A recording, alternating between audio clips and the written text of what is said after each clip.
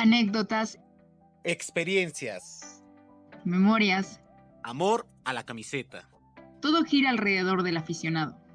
FanFest Podcast presenta La historia detrás del fan. Querido César, queridos amigos de FanFest Podcast, estamos aquí otro martes más, otro martes de historias. Primero que nada, como siempre, saludar a César. César, ¿cómo estás? Un gusto en saludarte, Carla, como cada semana, y realmente emocionados porque vamos a hablar sobre uno de los equipos con mayor tradición en el fútbol mexicano. Correcto. Para dar una pista, su primer nombre era Sinaloa. Seguramente nadie sabrá hasta ahorita de quién estamos hablando, pero bueno, primero les voy a presentar a nuestro invitado, Ricardo Magallán Ponce. Él es periodista deportivo con más de 20 años de experiencia, ha trabajado en medios escritos, electrónicos y digitales. Y bueno, Ricardo, la gente, les guste o no les guste, les cuadre o no les cuadre, ¿qué sigue? No sé si se lo pueda decir, pero es nuestro himno, ¿no? No nuestro himno, nuestro grito de guerra. El famoso y característico grito de guerra del pueblo atlantista. Un gusto estar con ustedes, César, Carla. Muchas gracias por la invitación, sobre todo porque me encanta este concepto de su podcast, ¿no? De darle espacio, ¿no? A aficionados, a gente que platique de por qué el cariño a los colores de un equipo deportivo, ¿no? Porque aparte ayuda a entender esto de que el deporte, sea cual sea, que sea el soccer, el americano, el que sea, es algo más que eso, que un simple deporte, ¿no? Es un sentimiento, tiene que ver con algo de vida de cada uno de nosotros. Sin duda, y por eso estás aquí hoy con nosotros, Ricardo, pero bueno, literal, para ti, ¿qué es el Atlante? Para mí el Atlante, voy a tratar de hacerlo lo más puntual que pueda, pero para mí está muy claro. En mi caso específico, para mí el Atlante fue el mejor pretexto que yo tuve para escribir la historia más hermosa que he tenido de amor en mi vida, que es la historia de amor que tuve con mi padre. El ser humano que yo más he amado en mi vida, el ser humano que más me ha amado en mi vida fue mi papá. Y el Atlante se convirtió en el riel de ese tren del amor que formamos mi papá y yo durante 39 años de vida hasta que él falleció. Yo no podría entender mi vida, y cuando hablo de mi vida, hablo de toda mi vida, sin el Atlante dentro de ella. Si tú me preguntas los recuerdos más marcados que tengo en mi cabeza de mi infancia, todos están ligados a volteando a mi derecha o a mi izquierda, acompañado de mi padre, de la mano de mi padre enfundado desde la punta del zapato hasta la punta de la cabeza con los colores azulgrana, dentro de un estadio de fútbol que en la inmensidad de los casos fue el estadio hoy azulgrana, donde regresó el equipo, tomado de su mano, apoyando a nuestro equipo. Eso es el Atlante para mí. Es parte de mi vida e insisto, ¿no? Es una historia del profundo e inmenso amor que le tuve y que le tengo a mi padre. ¿Pero solamente fue ese amor o te llamó también la atención el logotipo, el potro, los colores, porque son llamativos? ¿O qué otros factores consideraste para apoyar a este equipo, pues, no tan popular fuera de la Ciudad de México? Te cuento, mi papá nació en el barrio Bravo de Tepito. Mi papá era tepiteño, ¿no? Entonces, como tal, ¿no? Era dicharachero, ¿no? Peleonero, mal hablado y atlantista. O sea, la combinación perfecta. Por ende, ¿no? Son muchos de esos elementos, ¿no? Me los transmitió, me los heredó, ¿no? Y ¿qué pasó con el Atlante? Que yo también me identifiqué con eso, ¿no? Yo desde chico se lo he caracterizado al equipo, con algunas épocas oscuras, por supuesto. Es eso, ¿no? Que este equipo es un equipo que le puede faltar todo el fútbol del mundo. Pueden jugar pésimo, pero lo que nunca va a faltar en este equipo es la garra, ¿no? Es un equipo de muchísima garra, siempre de mucha agallas, de mucho coraje, de mucho pulmón. Creo que eso fue lo primero que llamó mi atención.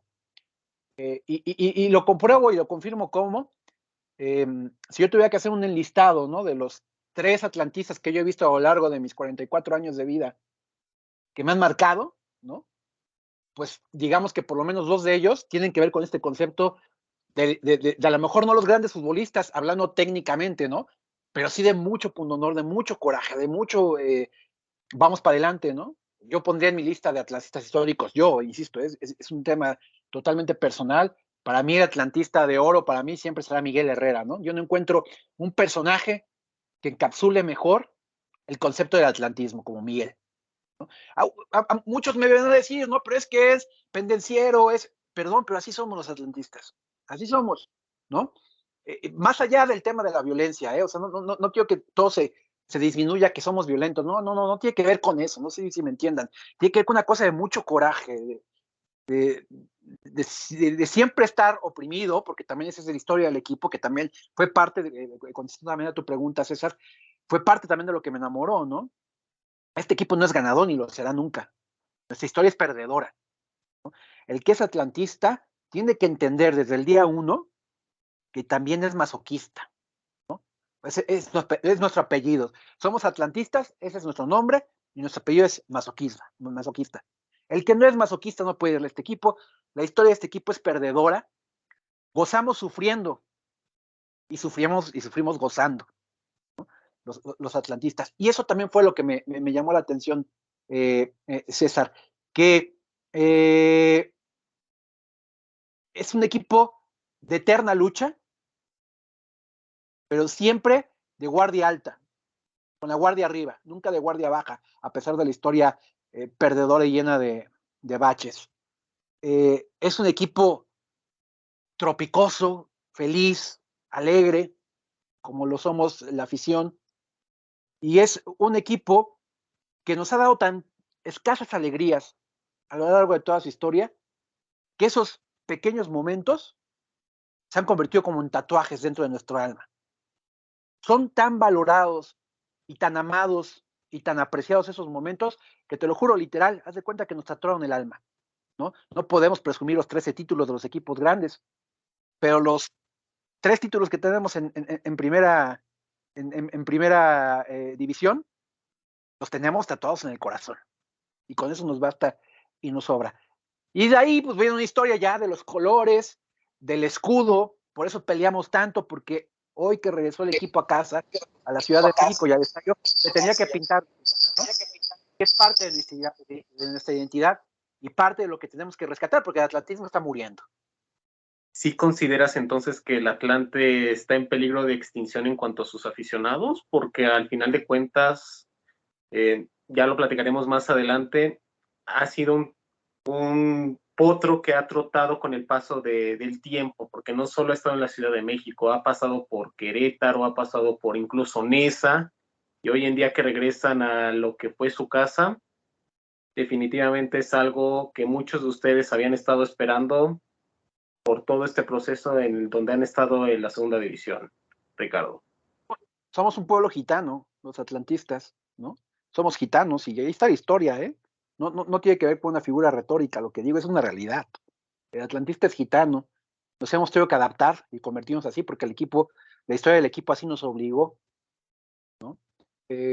Ayer o antier veía una serie, ¿no?, que hay en Netflix de un italiano, se la resumo rápido, de un chef italiano siciliano que llega a Los Ángeles, ¿no?, y se siente perdido, no se halla, ¿no? Su mujer, en un esfuerzo bárbaro por hacer lo que tenga algo de identidad en Los Ángeles, lo lleva a un bar donde se ve fútbol. Ella extrañaba mucho el fútbol, ¿no? Y lo lleva a la mujer al bar. Y el tipo se pone feliz. Y cuando salen del bar le dice, ¿qué tal la pasaste? ¿Qué significó esto para ti, no? Y el italiano le dice, el fútbol es casa.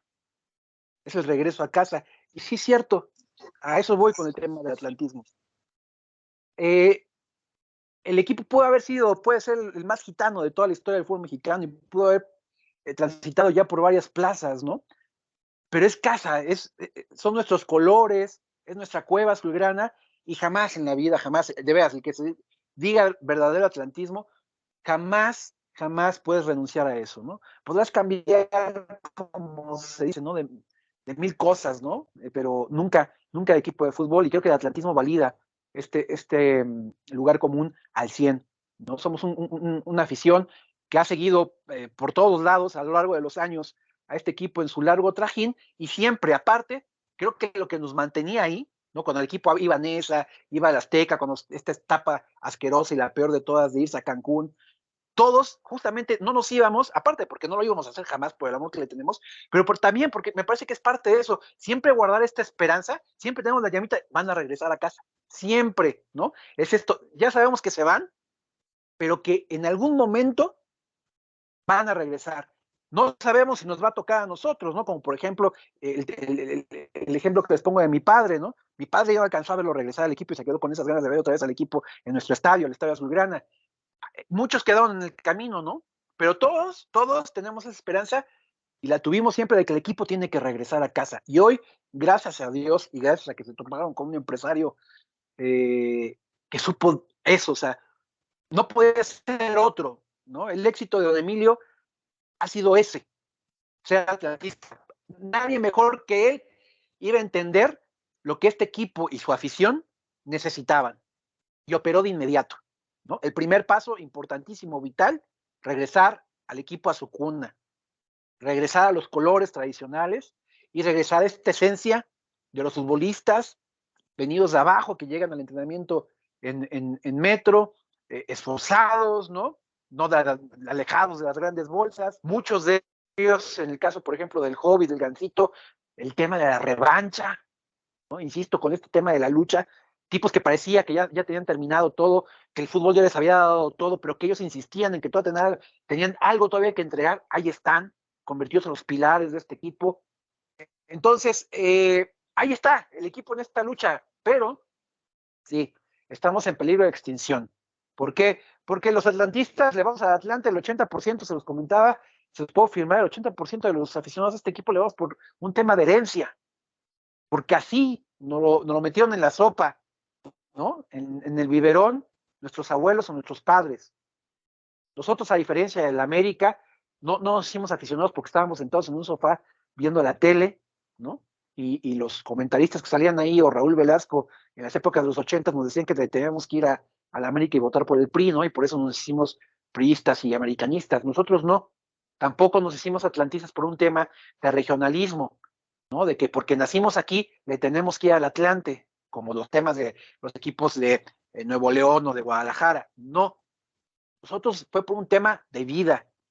Todos los atlantistas, también se los puedo asegurar, si ustedes fueran al estadio el sábado en la final y entrevistaran, se los juro que todos tienen una historia que tiene que ver con familia, con vida y con amor, se los juro, como la mía con mi padre. Todos tenemos, detrás del atlantismo, de cada aficionado del Atlante, hay algo así. Se nos están muriendo los viejos, ¿no? Los resultados deportivos no se dieron. Hoy la Liga MX tira otra palada a la tumba con su política del no ascenso y descenso, y obviamente esto va alejando a los jóvenes y a los más niños de convertirse en aficionados de este equipo. ¿Por qué? Porque es una cuestión humana, ¿no? Van por ganadores. Y aunque el Atlante ganara 10 títulos en la Liga de Expansión, pues es la Liga de Expansión, ¿no? Ellos quieren, hasta que no vean un equipo en primera división triunfador, como lo es ahora en Liga de Expansión, que se está convirtiendo en un equipo de época este Atlante, en el circuito de plata, hasta ahí va a recuperar el atlantismo. Por eso digo que el atlantismo sí está en peligro de extinción, por una cuestión tan natural como que se están muriendo la gente que nos abrió el baúl de este hermoso equipo. Ricardo, sin duda muestras toda tu pasión hacia este club. Has mencionado conceptos súper interesantes: la eterna lucha, la herencia, familia, vida, amor, esperanza, lucha. Pero bueno, con todo esto hasta dicen que el Atlante representa a los mexicanos, ¿no? Que salimos adelante con lo que tenemos. Es lo que han dicho alrededor de este club. Pero ya conocimos tu historia, pero Cuéntanos un poco más de la historia de este club, porque finalmente también es de los pioneros en el fútbol en la capital.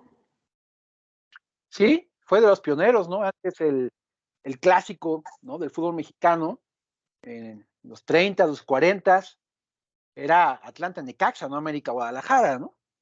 Eran los grandes clásicos, el Necaxa, ¿no? Antes Atlético Español, ¿no? Y el Atlante que nació, por eso lo mencionabas al principio de esta charla, ¿no? Con el nombre de Sinaloa, ¿no? Por la calle de la colonia Roma, donde al final de cuentas fue fundado este equipo, ¿no? Los fundadores de este equipo, ahí incluso hoy en día, si ustedes van a la colonia Roma, en la calle de Sinaloa hay una placa alusiva, aquí nació el equipo Atlante, ¿no? Era un equipo protagonista, tan protagonista, ¿no? Que formó parte incluso de las películas del llamado cine de oro, ¿no? De la época del cine de oro del mexicano, con Joaquín Pardavé, ¿no? Con su personaje de Don Venancio, ahí salió en varias películas el Atlante, era eso, justamente porque representaba al pueblo, a la clase baja, ¿no? A las clases oprimidas, hablando en estratos sociales, ¿no? Pero que realmente representaba a esa gente esforzada, a esos obreros, a esa gente que también salía a bailar a las calles con sonideros, a este olor, o sea, no hay un equipo, perdón, y que me perdonen los americanistas y de Cruz Azul, pero no hay un equipo que represente tanto a la Ciudad de México como es el Atlante, ¿no? El Atlante, ustedes son muy jóvenes, ¿no? Pero yo, por ejemplo, que crecí con todo esto y con la herencia de mi padre, yo el Atlante, por ejemplo, lo ligo con la Sonora Santanera, les voy a decir lo que se me viene a la cabeza, se me viene la Sonora Santanera, se me viene un puesto de estos de calle, de tacos de cabeza, estos humeantes que tapan con una bolsa, ¿no? Tortillita chiquita, o sea, la Ciudad de México, el Tepache, el Teatro Blanquita, ¿no? O sea, el teatro de revista de antes, todo eso se me viene, o sea, es Ciudad de México, ¿no? El Atlante es eso, la historia de este equipo va de la mano de la historia de esta ciudad. No hay un equipo que sea más chilango, por así decirlo, que el Atlante, ¿no? Como bien dices, un equipo de mucha historia, de pocos títulos, dos en la época profesional, uno en la llamada época amateur en los 40, dos en la época profesional con la Volpe, uno de ellos al mando. El único título que tiene la Volpe como técnico fue con el Atlante en la temporada 92-93 y el del 2007 en su primera temporada en Cancún, pero gozosos esos dos glorias de los títulos para los Potros de Hierro. Y después de eso, siempre también ha sido un equipo que ha estado ligado a la pobreza, hay que decirlo, me refiero al poder adquisitivo, ¿no? A sus arcas. Siempre ha sido un equipo jodido, nunca ha tenido dinero, ¿no? Cuando intentó, o lo tuvo, y lo intentó despilfarrar, fue cuando intentaron evadir el descenso, ¿no? Cuando sonaron un equipazo con los mejores jugadores de la época, donde estaban Ramírez Perales, José Manuel Abundis, Carlos Turrubiates, Salvador Cabrera, que peleaban el descenso que el técnico era, si no mal recuerdo, no sé si Reynoso o Lapuente estaban peleando por el descenso, y que terminaron haciendo esta trampa asquerosa de que compraron una promoción para terminarse quedando en primera división, valores que tienen que ver con el atlantismo, ¿no?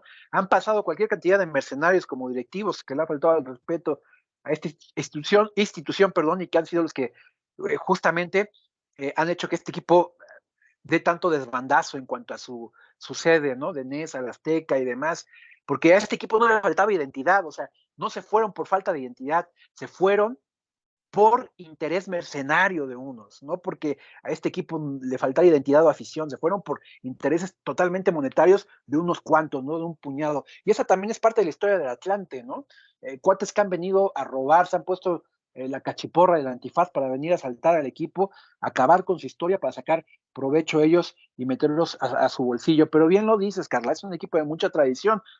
Los mismos aficionados, las mismas como instituciones, el mismo equipos de la talla del América, del Cruz Azul, del León, equipos de tanta tradición y tanto abolengo, reconocen a Atlanta, a pesar que hoy esté en Liga de Expansión, como parte de este ABC del fútbol mexicano. El equipo está en Liga de Expansión, pero nadie, absolutamente nadie, porque eso ya está hecho y es historia, le puede robar su historia como uno de los protagonistas del fútbol mexicano de toda la historia, uno de los básicos, ¿no? Si hubiera que meter en una licuadora, ¿no? A los equipos que formaron la historia de nuestro fútbol, digo la historia general, o sea, los que empujaron el fútbol de nuestra nación, en esa licuadora tiene que ir Atlante, pero de veras, sin duda. Y no lo digo yo como atlantista, lo pueden preguntar a cualquier aficionado. Por supuesto que el Atlante es un equipo que se hace querer, ¿no? Y que aparte es respetado por todas las otras aficiones como un equipo de mucha abolengo y de mucha tradición.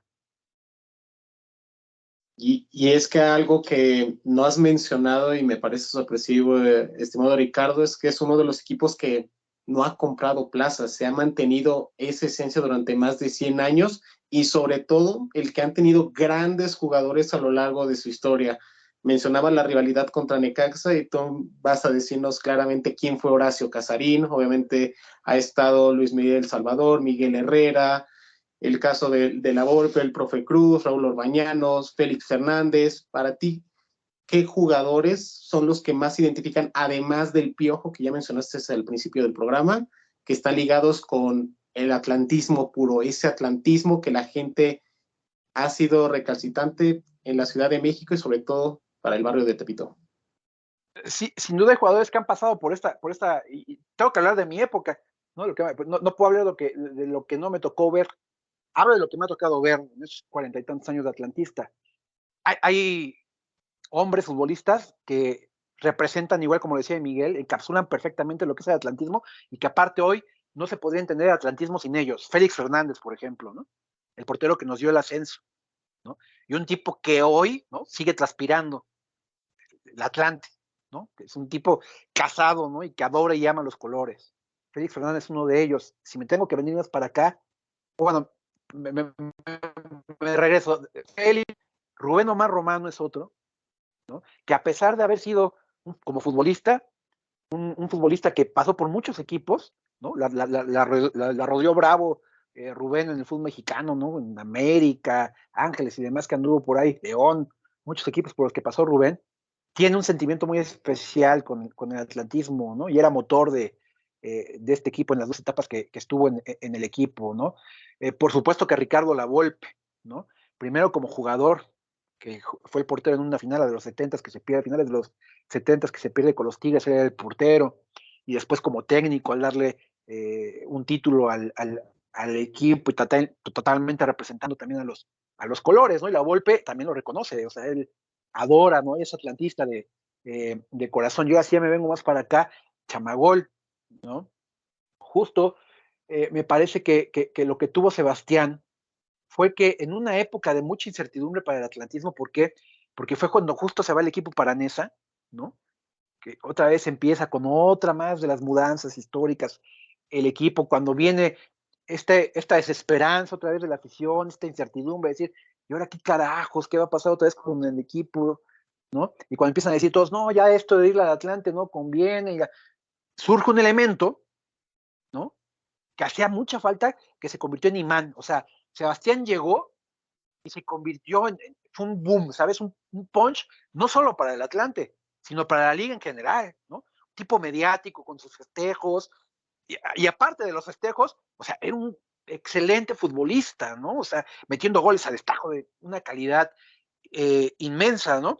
Y algo tiene este equipo, ¿no? Históricamente hay un lugar común que dicen que todo lo que toca el América lo echa a perder, el América, ¿no? En el Atlante, ¿no? Hay futbolistas que les pasa lo contrario, ¿no?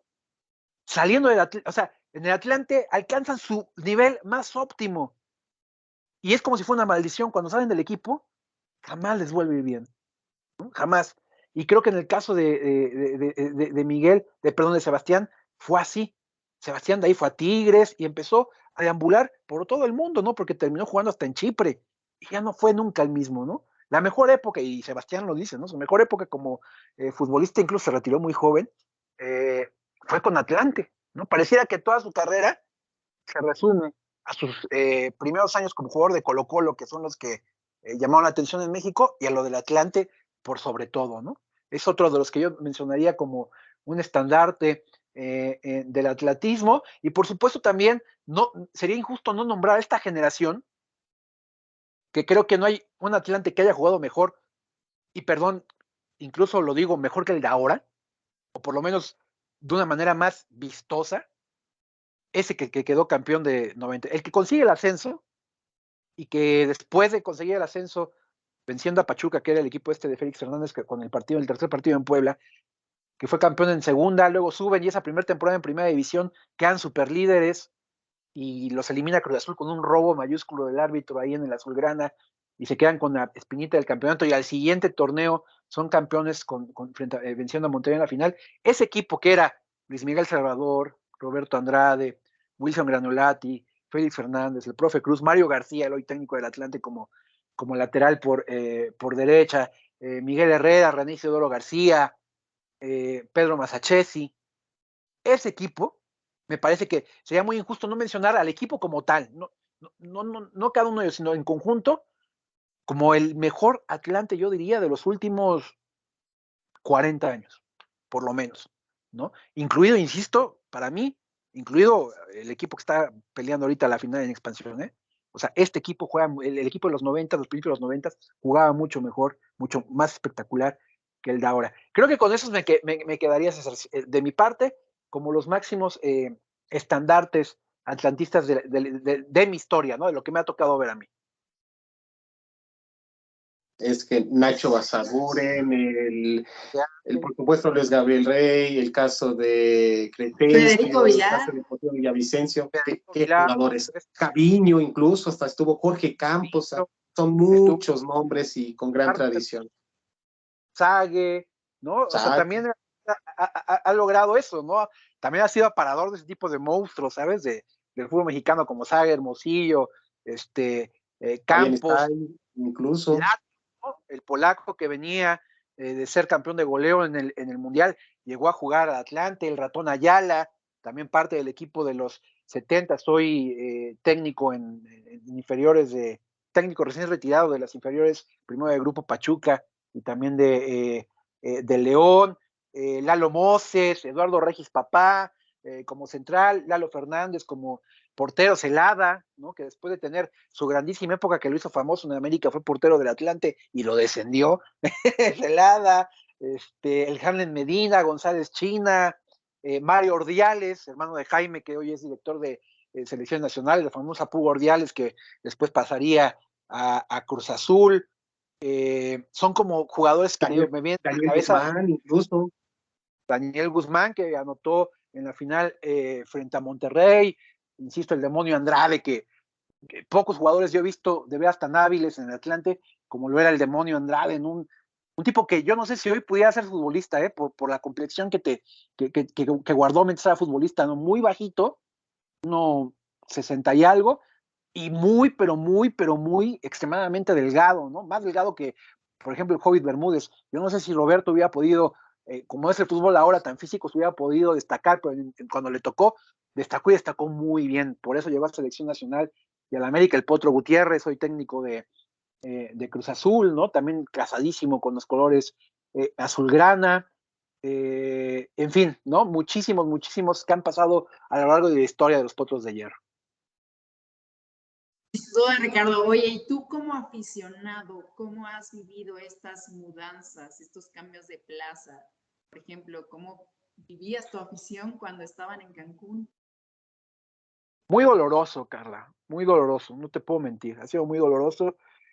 Uno, claro que dice, yo voy a seguir apoyando al equipo, pero no es lo mismo, ¿sabes? No es lo mismo. A mí cuando se van a Cancún, por ejemplo, yo ya estaba, por supuesto, trabajando en medios, yo ya era periodista, y me tocó ir a cubrir esa final frente a los Pumas, en esa primera temporada, allá en el estadio Andrés Quintana Roo, ¿no? Y igual, ¿no? O sea, son de los grandes momentos que no solo me ha dado mi carrera, sino también de vida haber estado en el estadio y ver campeón de mi Atlante, porque el único título que me había tocado ver había sido a mí el de las 92-93, pero aquella serie, no sé si lo recuerden, el partido de ida fue acá, en el Estadio Azteca, no se jugó en el Azulgrana por la cuestión de la capacidad, y la vuelta fue en Monterrey, se coronan en Monterrey. No, obviamente, yo tenía 15 años por ahí, y yo vi la final, la de Monterrey, la tuve que ver en la sala de mi casa, por televisión. No me había tocado ver campeón a mi equipo en el estadio, me tocó en ese 2007 en Cancún, trabajando yo, pero iba mitad trabajo, mitad aficionado. Pero sí, las mudanzas fueron muy dolorosas, a pesar de eso, de ese título que te daba como esperanza de que entonces la historia de este equipo en esta nueva sede podía cambiar. Pues no fue así, como tampoco sucedió cuando se fueron a Querétaro, como tampoco sucedió cuando se fueron a Nesa, y como tampoco fue cuando se fueron al Estadio Azteca, que es un estadio muy frío, ¿no? No hay esta cercanía con el equipo como lo que es nuestra casa, el Estadio Azulgrana. De manera muy triste hemos visto los cambios, y el único momento me parece que yo he dicho, no, insisto, no dejar de ser atlantista, pero que yo le decía a los que todavía defendían a capa y espada que el equipo estuviera en Cancún en estas épocas negras, allá en Liga de Expansión, ya después del descenso y que salían en Cancún. Yo peleaba mucho con muchos atlantistas, ¿no? Porque ellos seguían diciendo, no, yo por ti. Yo les decía, a ver, ¿no se dan cuenta que esto es un poco como lo que pasa con los luchadores actualmente? No sé, místico, ¿no? El místico es el personaje. Y hay un tipo que se pone la máscara de místico. Pero luego ese tipo se pelea y él se va, pero el personaje ahí se queda. Y entonces la empresa le da ese personaje del místico a otra persona. Sigue siendo el místico, pero ya es representado por otra persona. Yo les decía, es algo muy parecido con el Atlante. Sí, cierto. Nos están diciendo que nuestro Atlante está en Cancún, ahí está el escudo, ahí están los colores. Pero ese no es nuestro Atlante, entiéndanlo. Nuestro Atlante está acá, o sea, nuestro Atlante tiene que estar acá. Es el de la Ciudad de México, el del Estadio Azulgrana, el de lucha, no es equipo que nadie va a ver, que aparte no está casado con la tribuna, no tiene elementos que te conecten con él. No había este tipo de futbolistas, ¿sabes? Que te conectaran, que vivieran y entendieran el significado de este equipo. No lo había. Entonces yo les decía, están rentando el escudo y el nombre nada más, dense en cuenta, o sea, ese no es nuestro equipo, ¿no? Y sin renunciar al equipo, ha sido la etapa, digamos, más baja de mi afición al Atlante, ¿no? Cuando yo dije, este que está allá no es mi equipo, ¿no? Incluso llegaron a pelear finales con Fentanes como técnico, y ni siquiera las veía, no me interesaba, porque no me representaba a mí la farsa esa que estaban montando en Cancún, ¿no? Cuando viene todo el tema de venirse a la Ciudad de México, yo soy el primer periodista que saca ya había sacado una nota 6 meses antes de que todo había como empezado las pláticas y de interés por regresar a la Ciudad de México, y después, 6 meses después, soy el primero que confirma, ¿no? A través de algunas fuentes, que el equipo regresa y regresa aparte al Estadio Azulgrana. Y no te puedo describir el sentimiento de felicidad que me dio y que fue, estoy seguro, el que le dio a todos los aficionados, ¿no? Porque era este sentimiento de regresar a tiempo atrás y decir, otra vez en casa, otra vez vamos a vivir estas grandes noches, otra vez este sentimiento ahí con nuestro equipo, el regreso del hijo pródigo, ¿no? Y tal cual, ¿no? Estamos ahorita en esa historia de reconecte y de reenamoramiento, ¿no? Con el equipo, pero las mudanzas fueron, me parece, Carla, no te sabría decir qué ha sido más doloroso, para que me entiendas la magnitud de las mudanzas, del dolor de las mudanzas, si las mudanzas o los descensos. Los pondría a la par del dolor que nos ha significado el que el equipo se vaya de nuestro estadio. Y continuando con este tema, ya pasando la época del último título allá en Cancún, tenemos que hablar de un tema que tiene ligado al Atlante con algo que tú estás haciendo actualmente en el periodismo deportivo, como lo es el ascenso. ¿Por qué crees que está sucediendo todo esto? ¿Por qué plazas como Irapuato, Zacatepec, Tampico Madero y ahora el Atlante, equipos con gran tradición a lo largo de la historia, hoy en día están sufriendo porque unos o están desaparecidos o simplemente porque no cumple con estos famosos requisitos que hoy en día pide la liga para poder regresar al máximo circuito? Es un tema de protección, simplemente, a las grandes inversiones de ciertos personajes del fútbol, de ciertos personajes muy poderosos del fútbol mexicano, ¿no? Y digamos que lo entiendo, no lo comparto, por supuesto, pero lo entiendo. ¿Quiénes son los dueños del fútbol mexicano? O sea, los dueños de los equipos del fútbol mexicano. Veámoslo fríamente. Las grandes empresas que sostienen, no estoy hablando ahora del fútbol, hablo económicamente a este país, o sea, Las grandísimas empresas que sostienen a este país económicamente, o de las más importantes que sostienen económicamente este país, son dueñas de equipos de fútbol, las televisoras, las cementeras, las refresqueras, ¿no? O sea, estoy hablando de empresas súper poderosas, ¿no? Obviamente, tienen que proteger su inversión. El tema es que dentro de esto, todo este discurso de romanticismo, ¿no? Pasemos del romanticismo que tanto he estado diciendo aquí, ¿no? Y divulgando, a la realidad. Y que nos cuesta como aficionados entenderlo. El fútbol es un negocio antes que cualquier otra cosa, perdón. Y es el negocio aparte de unos cuantos. Nosotros somos aficionados y nos encanta y todo eso, y nos cuesta entender esta parte que el fútbol sea negocio. Pero lo es como abrir una tienda en la esquina, como abrir un restaurante. O sea, hay un tipo al frente que apuesta su dinero, ¿no? Y que aunque nos guste o no, tenemos que respetar porque es su inversión. ¿A qué voy con el tema del ascenso-descenso? Se está protegiendo la inversión de estas grandísimas empresas en sus equipos. Por eso se pusieron los candados, ¿no? Porque deportivamente, ¿no? Equipos como Guadalajara, como Santos Laguna, como el Atlas, estaban en serio riesgo de descender. Y un descenso significa que una camioneta Mercedes-Benz de la noche a la mañana se te convierte en un Volkswagen 78 color azul cielo con rines pintados de blanco. Así, ¿no? Imagínense el valor que se pierde, ¿no?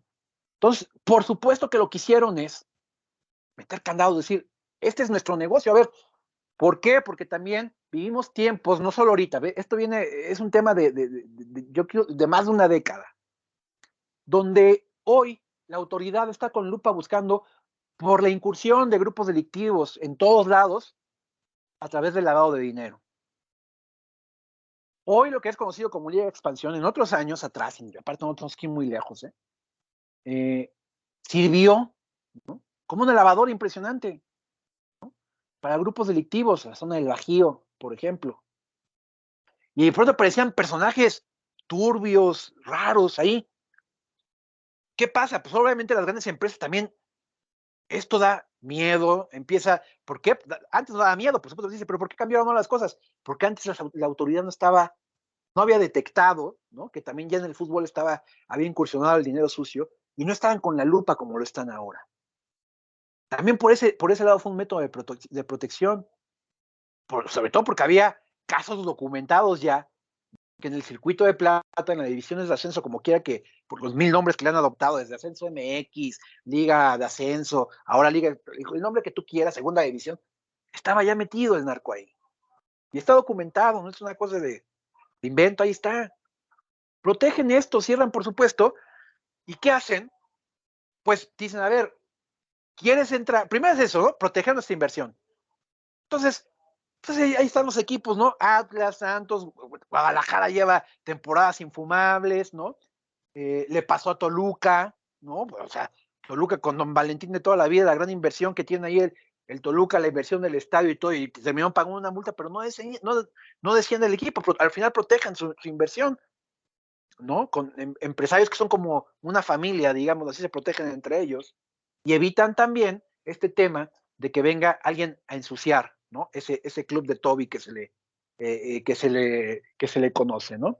¿Y qué hacen? Bueno, pues hacen una listita, ¿no? De decir, bueno, a ver, pues ahora si ustedes se quieren pertenecer a este club empresarial, sí, así es tal cual, un club empresarial, ¿no? Este club de industriales, pues tienen que cumplir con este cuaderno de cargos, ¿no? Con esta lista de requisitos, ¿no?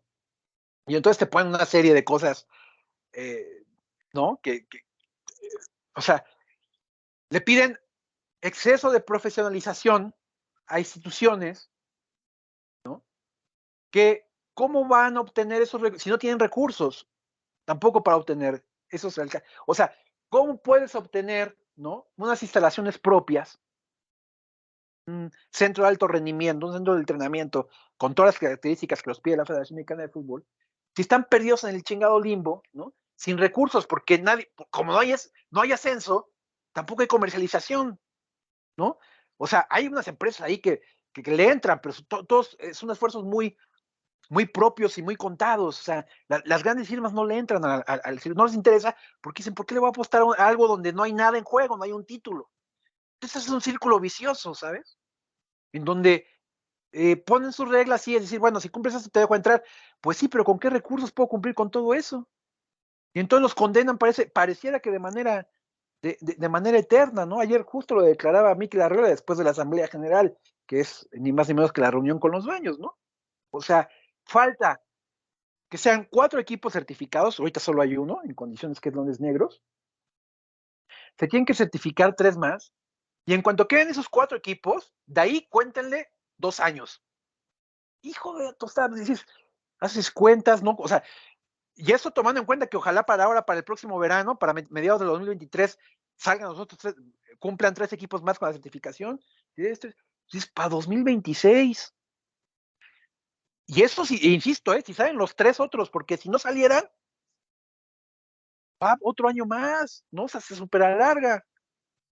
Está de veras, el panorama no pinta bien en ese aspecto para los equipos de Liga de Expansión, porque también en Liga de Expansión hay empresarios que también están apostando su dinero, que están invirtiendo, y hay que ver hasta dónde dicen, ¿a qué estoy invirtiendo? Si aquí qué obtengo, ¿no? O sea, ¿cuál va a ser mi beneficio aquí si no puedo llegar a las grandes ligas y con todo lo que representa de ingresos llegar a la Liga MX?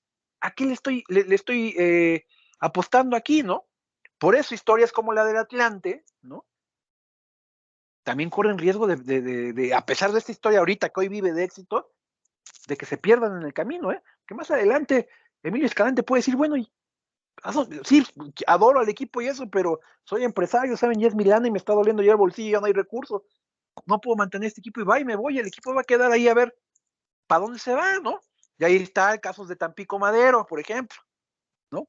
De Irapuato, que a pesar de haber conseguido, que ahí fue una lucha política, ¿no?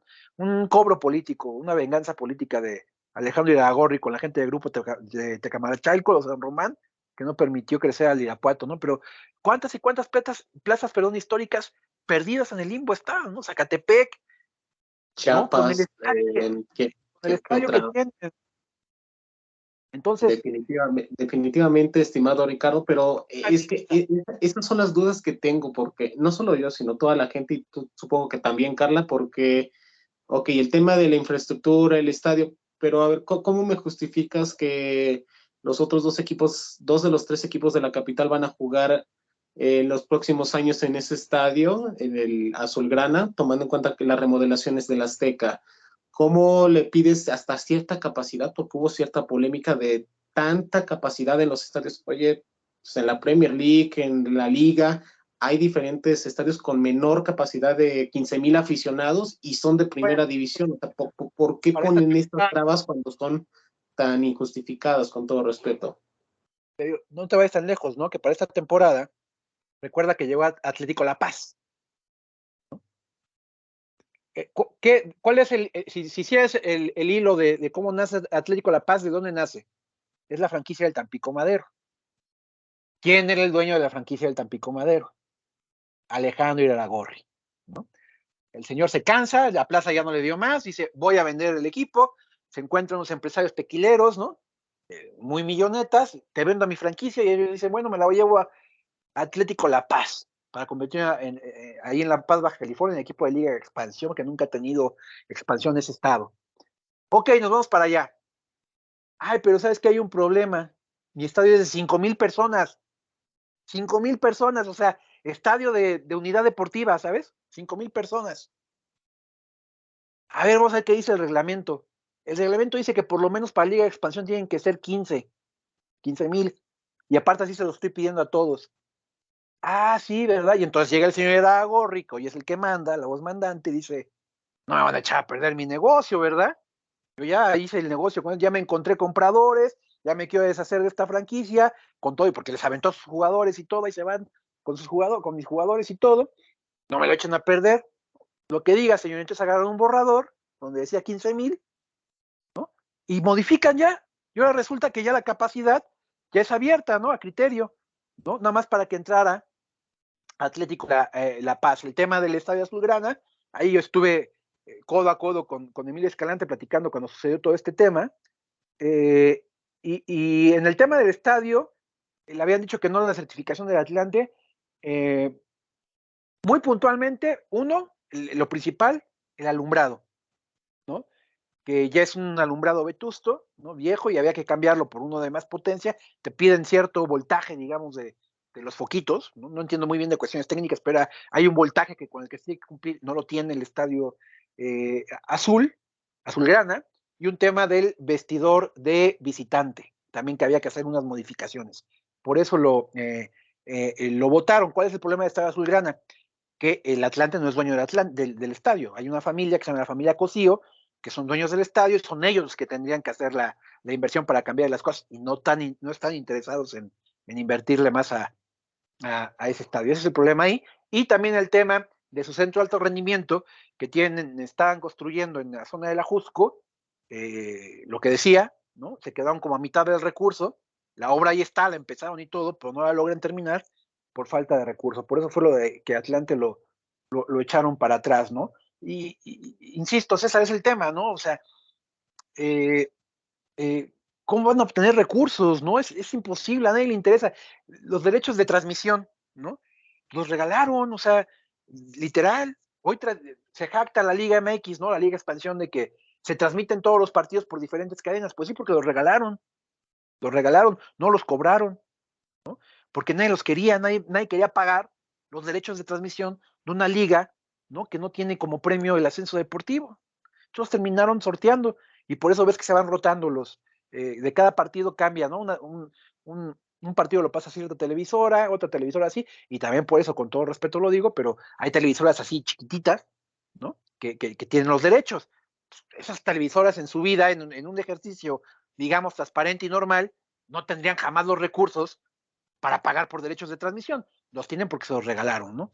Entonces, te digo, insisto, el tema, se ve el panorama muy oscuro para la división, y con ello el panorama de los clubes que hoy están ahí, ¿no? Y que también hay que ser muy sinceros, César, Carla, no son ni 5 equipos, yo diría máximo 5 equipos los que realmente hoy están en condiciones o tendrían las condiciones para ascender, y no solo me refiero al tema deportivo, sino este tema de infraestructura y de solvencia, sobre todo de solvencia, para estar en primera división, porque también hay que entenderlo, ¿eh? Tampoco se trata de tener equipos, llegar a la primera división para tener equipos como Querétaro, ¿no? Que ahí están las pruebas hoy, les deben 2 meses y no quieren hacer la pretemporada. Eso es lo que también se quiere evitar, ¿no? Entonces, hay en todo el circuito de ascenso, me parece que a lo mucho serán 5 equipos los que tienen esas condiciones de poder solventar una permanencia, una presencia en Liga MX, no más.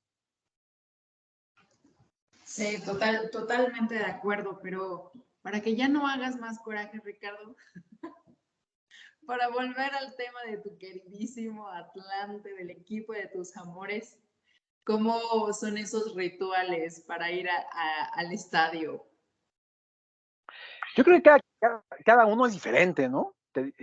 Insisto, con el tema de cada quien tiene su historia y cada uno es diferente. Para mí, de entrada, ¿no? A partir de la muerte de mi papá, cuando voy al estadio, siempre me acompaña. ¿A qué me refiero? Mi papá, cuando murió, su última voluntad fue que lo velaran y lo cremaran con la playada del Atlante, y que sus cenizas fueran esparcidas en la cancha del Atlante. En ese entonces, el Atlante todavía estaba en Cancún, y les digo que yo traía este tema de que justo uno con los que yo discutía de que ese no era nuestro Atlante era con mi padre, ¿no? Pero mi papá insistía en que sí, que ese era su Atlante, aunque estuviera allá.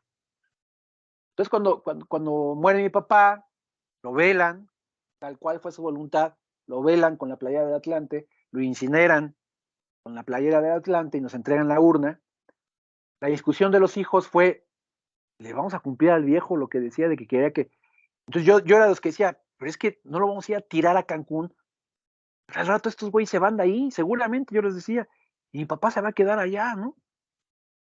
Entonces, estaba la discusión de los hijos y todo eso, después caí en razón y dije, yo no le puedo fallar a mi papá, pero tampoco me puedo fallar yo. ¿Qué hice? Les voy a confesar, fui muy práctico, escondidas de mis hermanos, ¿no? Tomé la mitad de las cenizas de mi padre, volé a Cancún, y esa mitad de mi papá está regado justo en el medio campo del estadio Andrés Quintana Roo. La mitad de las cenizas de mi padre quedaron esparcidas en el estadio Andrés Quintana Roo. ¿Cómo sucedió? Porque aparte no era algo difícil de prevenir, pues el equipo se regresó. Pero no contaban con mi astucia de que yo me había quedado con la otra parte.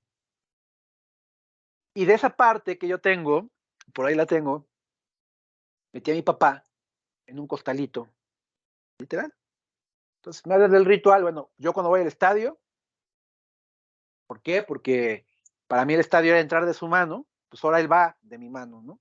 Me llevo mi cosa, o sea, llevo a mi papá a ver al Atlante, se va conmigo mi costalito, ahí va mi papá adentro, nos vamos los dos a ver el partido, no lo suelto en todo el partido, y aparte hay este ritual también muy particular, ¿no? Había puestos ahí alrededor de tacos alrededor del estadio, ¿no? Pero siempre había uno al que llegábamos. Obviamente la que era propietaria en aquellos años, pues ya no está, como ya no está mi papá, pero yo religiosamente trato de cumplir con este rito de llegar y comer ahí, por lo menos un taco, ¿no? Como para sentirme, retomar mis ayeres, ¿no? Y entrar con esta vibra. Y no sé, cuando yo estoy en tribuna, ¿no?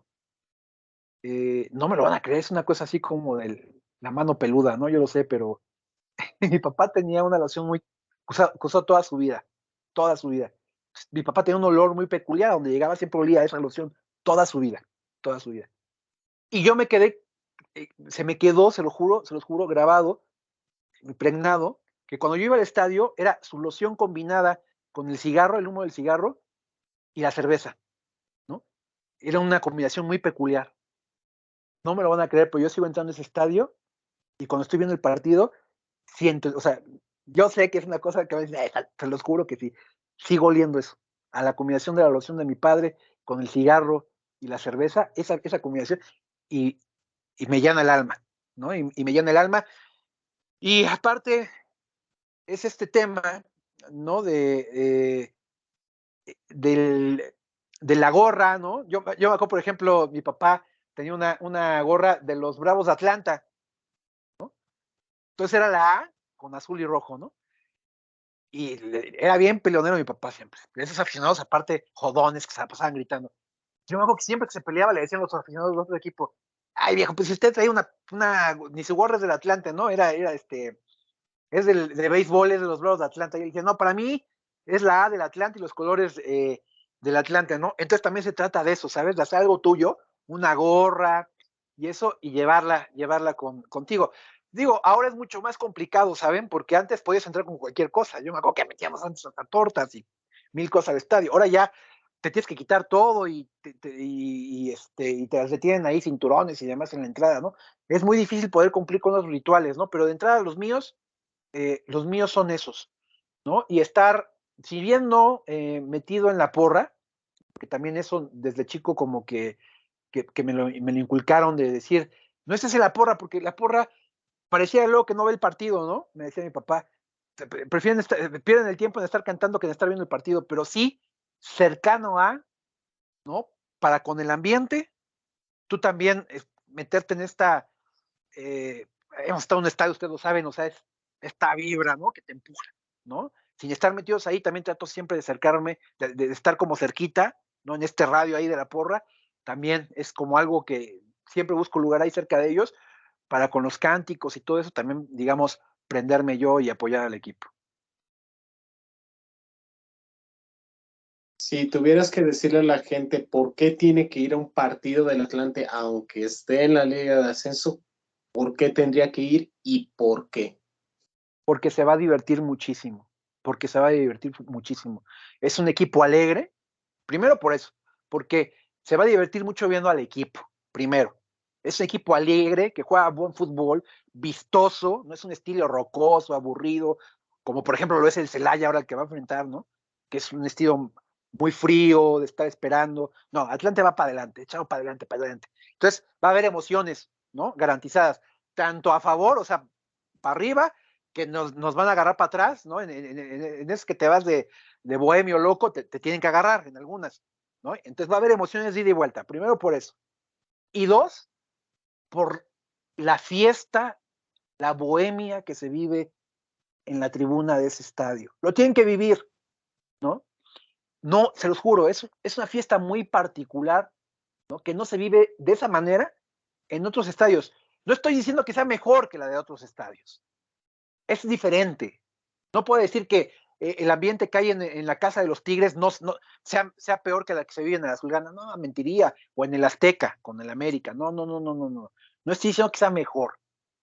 Invito a la gente a que vaya al Estadio Azulgrana porque es un ambiente totalmente diferente. Primero, aparte, también hay que decirlo, sigue siendo, gracias a Dios, un ambiente familiar. O sea, puede ir una familia tranquilamente, es un estadio seguro, es una afición pelada, ¿no?